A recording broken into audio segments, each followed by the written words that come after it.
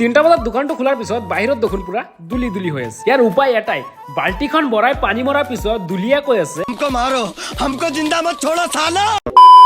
Okay, তো finally আহি পাই গলো বেলবেট vista। বলক এতিয়া ভিতৰ ফালে যাও এন্ড আপোনালোকক দেখাও ইয়াত কি কি আছে। Hi hello, this is Hasib blogger. सबसे पहले तो गुड मॉर्निंग एवरीबॉडी। আজিৰ ব্লগটো স্টাৰ্ট কৰিছো মৰ্নিং 5:30 এন্ড 5টা বজাতে টোপনি পৰা উঠি গুছি গৈছিলো মৰ্নিং ওয়াক কৰিবলৈ। আহিছো যদি আপোনালোকক আমাৰ গাঁওখনকে দেখাই দিও।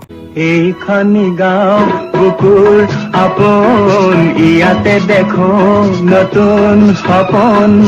মৰ্নিং ওয়াক কৰি আহি ব্ৰাছখন লৈ দাঁতখিনি কৰি দিলো দুলাই। তাৰ পিছত দোকানখন খুলি দোকানতে বহি চাই কাপ খাই লাগি গলো নিজৰ কামত। মই এলেহুৱা মানুহ, আপোনালোকে জানে কিনো কাম কৰিম আৰু। তেনেহলে বিন্দাখন হাতত লৈ আহি গলো ঘৰৰ পিছফালে জাবৰখিনি চফা কৰিবলৈ। জাবৰবোৰ জমা কৰি লগাই দিছো জুই লগোৱাৰ পিছতহে গম পাইছো লগতে বায়ু প্ৰদূষণো কৰি দিছো।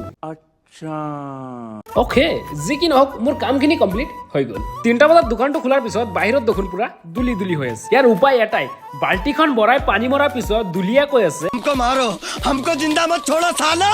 দুলি নাই, কমি গল এতিয়া। একচুৱেলি কথা এটা কম বুলি ভাবিছো আপোনালোকক। মই এনে ফকৰীয়া য'ত ঘূৰি ফুৰি থাকো এণ্ড ইনষ্টাগ্ৰামত কেইটামান মিনি ব্লগ দি থাকো। এইবিলাক চাই তহঁতি যে পকৰ জ্বলিব মইতো কেতিয়াও ভবা নাছিলো ৰে বাবা। তহঁতিৰ পকৰত দম থাকিলে বনাবে, জ্বলিলে একো লাভ নাই বে, জ্বলি জ্বলি চাৰকাৰ হৈ যাবি তহঁতি। ওকে, ৰাতি 8টা বজাত স্লিপটো বনাই বাচন্তিখনক লৈ গুচি গৈছো বজাৰত দোকানৰ মাল কেইটামান আনিবলৈ। ৰাতি 9টামান বজাত দোকানৰ মালখিনি আনি থৈ গুচি গৈছো অকমান ঘূৰিবলৈ। এণ্ড আপোনালোকে কমেণ্ট কৰি কৈছিলে যে বেলবেট ভিষ্টাখন ভালকে দেখাব লাগে। ওকে, তো ফাইনালি আহি পাই গলো বেলবেট ভিষ্টা। বলক এতিয়া ভিতৰ ফালে যাও এণ্ড আপোনালোকক দেখাও ইয়াত কি কি আছে। এইটো হ'ল মেইন ৰেষ্টুৰেণ্টখন। বলক এতিয়া ভিতৰ ফালে যাও এণ্ড ভিতৰত কেনেকুৱা ডেকোৰেশ্যন আছে অকমান দেখাই দিওঁ।